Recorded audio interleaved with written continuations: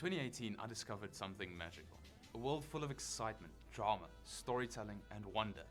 A place where you can truly express and share your thoughts and opinions. Somewhere judgment-free. Except for the color of your username.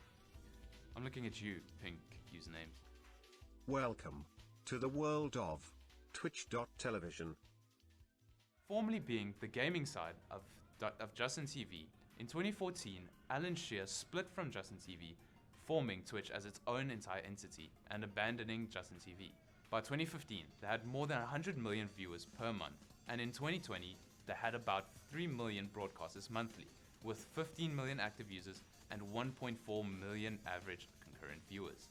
Twitch confidently and quickly became the big dog when it came to streaming and live content for gaming on the internet. Well, except for, you know.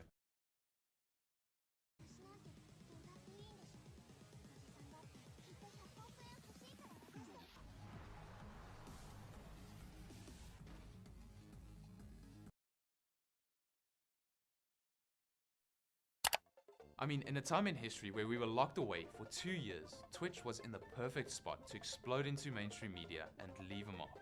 And not only does 1.8 billion hours watched speak for itself, but it is still one of the only and few social sites to still be growing post-lockdown and pandemic. But dear sir, what exactly are you offering me? Surely it can't be more than some greasy neck-bearded video gaming? But when I say we got everything, whoo baby, do I mean we got everything. From anime girls, to cooking with anime girls, to story-heavy driven games with anime girls. I don't know, when you put something on a sign like that, it makes me want to do it more. I think I'm gonna poop on my balls. And ASMR with anime girls. And that's just some of the stuff that I'm interested in. Now, it wasn't always like this. I mean, in ye olden times, you used to get suspended for streaming any content that doesn't directly involve any gaming. In 2015, this rule fell away, opening an infinite amount and avenues for content.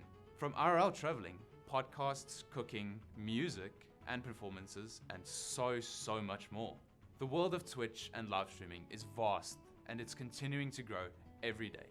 From gaming to music, cooking to art, there's a live stream for just about every interest. It's a platform that has given rise to new stars, created a space for new communities to grow, and even changed the way people interact with entertainment. Hello Quinn. Yeah, it's me, the creeper. I was hoping you could unlock the door. I just need a bit more lube because we're fucking your mom down here 777777777. Twitch has become an essential part of pop culture, and it's not going anywhere anytime soon.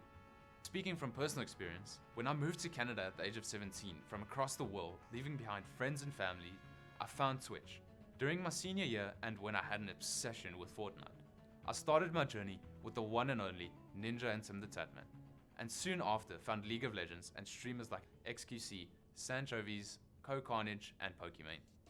Now, these are only the top 0.001% of streamers on the site, pulling in thousands of viewers on the daily and each new stream. Single individuals, sometimes more, fully capable and able to pull in and keep the focus of over thousands of people for hours on end.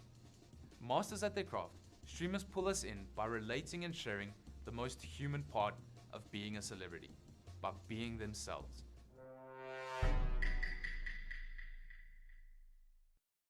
They are unapologetically, for the most part, genuine and just themselves. Wait a minute! Never before has the entertainment stars been this close to the audience and provided such dopamine-inducing interaction with the audience, while providing so much, mostly, uninterrupted content. Ads! So many ads! Oh my god, why so many ads?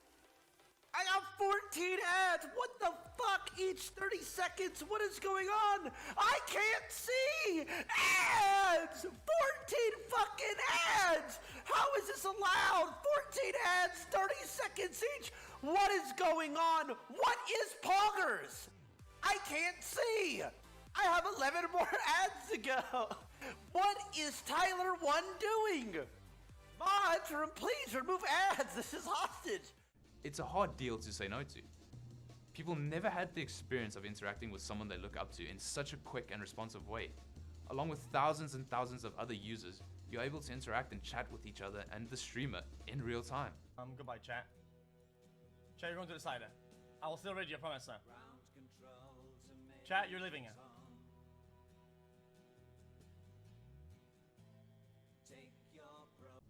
And the streamers themselves are much more relatable compared to some weirdo who puts a 25-year expiration date on women. From a kid who just wanted to play video games professionally, someone who doesn't want to do anything else but play video games and collect money, and people who simply just wanted to share their passion with no benefit. It wasn't until 2019 that Twitch announced that affiliates would be able to receive ad revenue that it became an attractive business opportunity for creative individuals. So, like a lot of creative ventures, for a lot of people starting out, it's full of passion and dreams held on by a piece of tape. One of my personal favorite creators is the Juicer, gaming warlord, absolute golem of a man, S-tier Minecraft speedrunner, resident schizo, and toenail connoisseur Felix XQC Lengel. At 27, he averages on a daily basis 60,000 viewers from playing literally any video game to engaging in deep philosophical discussions. Previously, being a pro Overwatch player, XQC still tries to play video games competitively. I think there's one in Z. Care. I'm sitting in the smoke. I'm gonna molly him then. Okay. I just got mollied. I think they mollied me. Where does your molly hit? I didn't throw it yet. Want me to throw it? Yeah. Okay, I'm blind. They just fucking threw a fucking perfect flash at me. These guys like know right where I'm at. But he also reacts to TikToks, talks to the voices in his head. Closer to death aware. No, my head, no. I thought of this song earlier. No! It can't be, bro. It's not possible. It's not possible. Bro, it's not possible. It's back in your head. It's back in your head. Bro, Spotify can read my fucking head. I didn't even say it. Engages in the most important debates. Makes sense. Okay, thank you for that. Thank Real quick, just before you ask a question, XQ, this is my friend, Nerman. I do not care. Let me wash my hands while I back. The fuck, bitch? Yo. The fuck you think that, yo, this fucking geek. And just hangs out with his chat. Streamers have kind of taken the place of late night and daily show hosts, being a place for a generation of people to go and consume news, entertainment, find information, and become a part of a community. It's not just the viewers who feel that way. Many of the big streamers today literally just started like us, chatters, streaming because they were good at a game, had friends that wanted to watch them play games, and wanted a place for people to share and hang out. Done well, streamers and creators go from basement-dwelling creatures to bare minimum decent human beings. Like, this is all clean. This is good. I'm not drinking alcohol. Like, desk. All that. But yeah. There it is. But of course, there are some of us who go above and beyond to make the world a better place. And these people and their communities make it their lives to help and better others. Carnage is one of the best examples of community building and creating a career from stream. Coming from an IT background, he just simply started streaming to share his playthroughs and love of RPG video games. And fast forward about 9 or so years later, he has grown his family, his brand, his outreach, and his community to international levels with 1,000 daily average viewers, spreading positive vibes and use his power as a creator to help others. Another example is Dr. Lupa, who raised $11 million for St. Jude's Children's Hospital. And that's just one streamer. The French streamer Adrien Nougare, aka Zerator, created the Z event, where a bunch of French streamers all came together to raise money for charity. And between 2016 to 2022, these events raised more than 31.2 million euros, or close to $34.6 million. Twitch has made it possible for so many people to help and receive said help that would otherwise never have been able to. And most of the money raised is almost always from the viewers themselves, entrusting these raw individuals with up to millions of dollars. In order to get us to 10 million for World Central Kitchen, we have just confirmed a donation of $3.7 million. What? What? Are you fucking kidding me? I am not kidding you. Holy shit! Thank you, everyone. Now I am crying. To be able to reach such colossal amounts of money to help people in need, but also like providing so much information and videos and coming on and helping out and being part of the stream, and like I was saying before, showing us the humanity behind it and showing us the tangible aspects to it and being able to show us exactly what happens and what people do with this kind of money. So it just goes to show how trusted and idolized these individuals really have become.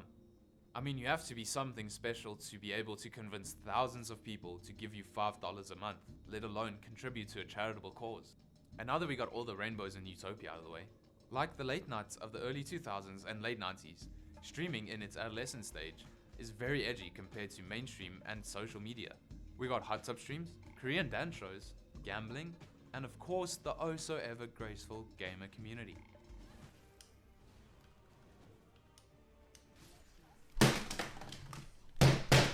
Fuck this game, bro. Fuck this. I'm over it. I can't anymore. Now obviously, being able to more freely and openly express your views and yourself will always bring in more attention than a manufactured opinion or basis, like broadcast news for example. Wait, this was debunked to hell and backed by Thunderfoot lol? These videos are nothing surprising to actual experts? What the fuck is a UFO expert, dude? Are you guys fucking memeing? Like, when you say this video was debunked by a guy named Thunderfoot by UFO experts, like... After having some of its worst years in the last 5, 71% of millennials and Gen Z consume their news daily from other social media, such as Twitch. You have so many streamers who engage in debates, talk to the chat, that you can go and interact with on Twitch that you would never be able to do on CNN. That's not true. It's not true. It's just not true. Sporting events are even starting to shift over to YouTube and Twitch, with every major esports having exclusive contracts with these respective platforms to stream their events. Nowhere else can you watch the unkillable Demon King or the most cold-blooded man in CS clutch up other than in Twitch or YouTube. Creators are taking it upon themselves to create their own larger, more traditional sporting events, from the South American scene hosting their own football games to award ceremonies that are only games and content creators and streamers. Yeah, streaming has come a far way from a guy streaming his everyday POV on a camera attached to his hat. I mean, as I was making this, Kai Cenat, currently the world's biggest streamer with over 200,000 subscribers, had 130,000 concurrent viewers watching him and XQC just go through the Universal and Mario theme parks. 130,000 people, including me. I mean, yeah, that's just pretty entertaining. Just tagging along and hanging out with two of our most favorite people in the world. So, now we know what 0.01% of the top streamers look like. But what about the 99% that watch them? Well, it's, as I said earlier, it's mostly, if not all, Zoomers and millennials. Usually, a lot of us are people with a lot of time on our hands, whether that's because of school, working from home, or just being... Should I try and make that funny? Whether that's because of school, working from home, or just being a bunch of lonely introverts. Those are just a few of the reasons why we watch them. Now, the whole reason why we keep watching it is something called parasocial relationships. Parasocial relationships on Twitch are almost identical to a fan's relationship with a celebrity. Some fans are simply interested in the celebrity's work, whereas others are quite obsessed with their daily lives. And it's not like these streamers take advantage of this, or try to foster this type of relationship. Well, the majority don't, at least. How did my whole speech about how I need subs and to keep the stream going if you like the content, blah, blah, blah, how that results in 0 subs? There are regulars here. $5 a month! How do you have hours of time to watch me and not $5? Spending 8+ hours with someone daily will just eventually lead to your brain making a deeper connection with that person, whether they're on your screen or in person. But I am one of those poor lost souls, and even find myself sometimes caring a bit too much over who my streamer is dating, when they show up, what they stream, or what their personal stance on a topic is. Someone who can speak better on this topic is Dr. Kanoja. also known as Dr. K. He is a physician and psychiatrist who has gained popularity as a content creator on Twitch and YouTube. He has a background in neuroscience and psychology, and is also a trained medical doctor and psychiatrist. He states in an article that parasocial relationships are completely normal and expected when it comes to celebrities, like those that receive fan mail, as do streamers, but in a much larger and faster magnitude. A big prominent figure in streaming, Charlie Moist Critical, said in an interview with Dr. K, No, not really. I make it pretty clear with my community, like, this kind of parasocial relationship isn't a healthy thing, so I don't really encourage it. And I think people understand that. Like, I know a lot of my chat's names because I'm good with names and I make an effort to at least know what's going on with some of the regulars because I treat chat like friends. I think that's, I think that's good to have a community that you can joke around with, know a little bit about, but at the end of the day, I'm not their mom, I'm not their dad, I'm not their babysitter or anything. I'm just there to have some fun with them, talk about some shit, joke around, and no one's ever made me feel bad for not knowing certain things about their life or forgetting something. But I know it does happen in other streams. You see it on Twitter all the time where a streamer will post something from someone that's been subbed for 21 months who's now, threatening to kill themselves because the streamer hasn't acknowledged them in the last 2 resubs or some crazy shit. Now, parasocial relationships aren't necessarily unhealthy. However, much like any other relationship, they can cross boundaries. Like in 2020, where Sweet Anita, a popular Twitch streamer, came forward with her story of being stalked relentlessly. She reported that her stalker waited outside her house, followed her home, and threatened her, her mother, and her pets with bodily harm. While stalking is one of the more extreme cases of parasocial relationships gone wrong, it is unfortunately a common phenomenon, especially with female streamers. You are essentially giving up most of your privacy in return for understanding and connecting with your community. They create the perfect community building environments without even trying. By creating a safe space for themselves, they in turn attract like-minded people, and then from there, their world and content expands, and so does their audience. No matter where you're from, who you are, what you've done, as long as you have an internet connection and you aren't a complete disaster, you can interact with anyone and everyone on Twitch.